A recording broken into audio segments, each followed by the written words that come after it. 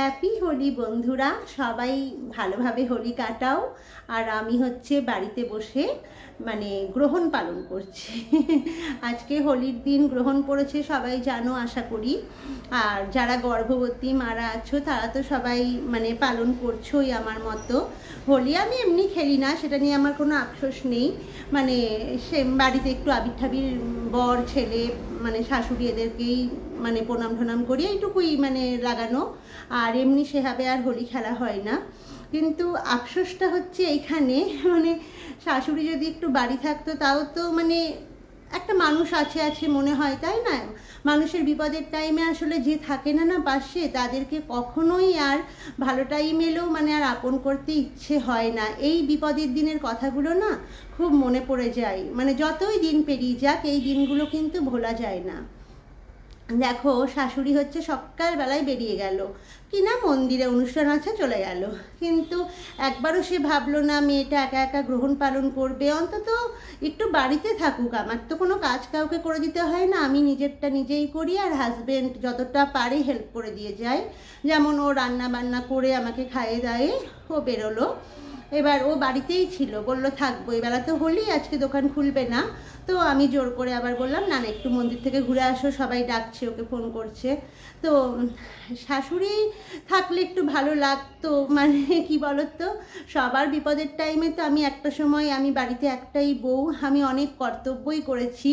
আজকে তার কিছুই নাম আমি চাইও না, সেটা পরের কথা। কিন্তু খারাপ লাগে এই যে আজকের দিনে যে তোমরা বাড়িতে পাশে থাকো না। তোমরা যখন শাশুড়িরা বলো বউরা আমাদের দেখে না, বউরা করে না, আজকালকার মেয়েরা করে না, এই কথাগুলো আর মানায় না তাদের মুখে। কারণ কিছু পেতে গেলে না কিছু দিতেও হয়। তো শাশুড়ি কিছু না করুক, আমার তো কোনো কিছু করতে হবে না। একটু বাড়ি থাকলেও মনে হয় একটা মানুষ আছে। পুরো এত বড় বাড়িতে, ফাঁকা বাড়িতে আমি একা একা গ্রহণ পালন করছি। 4 ঘন্টা গ্রহণ। এই গ্রহণে তো কিচ্ছু খেতে পারবো না। খাওয়ার থেকেও বড় কথা হলো জলটা একটু বারে বারে আমার তেষ্টা লাগে। আর আমি না কথা বলতে গেলেই হাঁপিয়ে যাই। যবে থেকে আমি ক্যারি করছি তবে থেকে না আমার এই প্রবলেমটা হয়, একটু হাঁপিয়ে যায় কথা বলতে গেলে। তো আমার আজকে তোমাদের সাথে শেয়ার করি, 5 মান্থ ক্যারি করছি আমি, আমার 5 মান্থ চলছে। তো এটাই খারাপ লাগে যে তোমরা বড় বড় কথা বলো যখন বউরা এই করে না সেই করে না, তোমাদেরও তো কিছু কর্তব্য থাকে।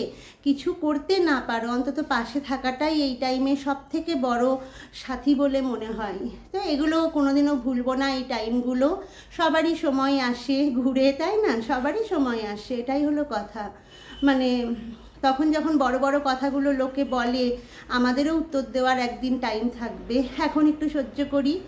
আর যেহেতু আমি গর্ভবতী, যারা যারা গর্ভবতী আছো সবাই আশা করি এই নিয়মটা মানছো, গ্রহণ তো মানতেই হবে। কুসংস্কার হোক সংস্কার, সেটা নিয়ে আমি তর্ক বিতর্কে যাব না। যেহেতু বড়রা এতদিন করে এসেছে, আমাদের মা যেটা নিয়ম বলে দিয়েছে সেইভাবেই আমি করছি। এখন তো কোনো কাজ করবোই না। আর বর রান্না বান্না করে সব কিছু আমাকে খায় পেট ভরে খেয়ে নিয়েছি একবারে। এখন 4 ঘন্টা খেতে পারবো না। আর আমি তো আমার ক্ষণে ক্ষণে শুধু খিদে পাই, জানো তো। প্রথম বাচ্চার সময় শুধু বমি করে এরকমই দিন গেছে, শুধু বমি করতাম, কিছু খেতে পারতাম না।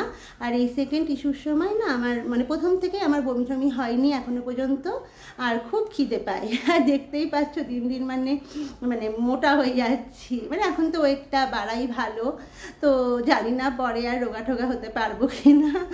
যাই হোক, এখন এসব নিয়ে ভাবছি না। এখন মোটা হতে হবে, ওজনটা বাড়াতেই হবে। ডাক্তার খুব খুশি হয়, যে মাসেই ডাক্তার দেখাতে যায় আমার ওজন 2-3 কেজি করে বেড়ে যাচ্ছে। হ্যাঁ, ডাক্তারও এটা ভালোই বলেছে। তো চলো আমি একটু হাঁটাচলা করি, একটু বসে আছি, অনেকক্ষণ হেঁটেছি। এখন গ্রহণ চলছে অলরেডি। তো গ্রহণটা মানিয়ে নিই, আর একটু হাঁটবো, একটু বসবো, এইভাবেই চলবে আমার গ্রহণটা। 4 ঘন্টা পর একটু সিদ্ধ ভাত করে খেয়ে নেবো। তো চলো টাটা, তোমরা ভালোভাবে হোলি খেলো, সাবধানে সব থেকো, টাটা।